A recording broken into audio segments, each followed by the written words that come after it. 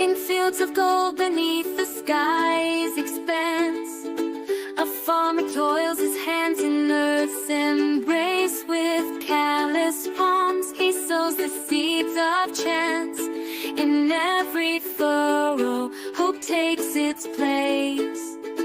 At dawn's first light he greets the morn.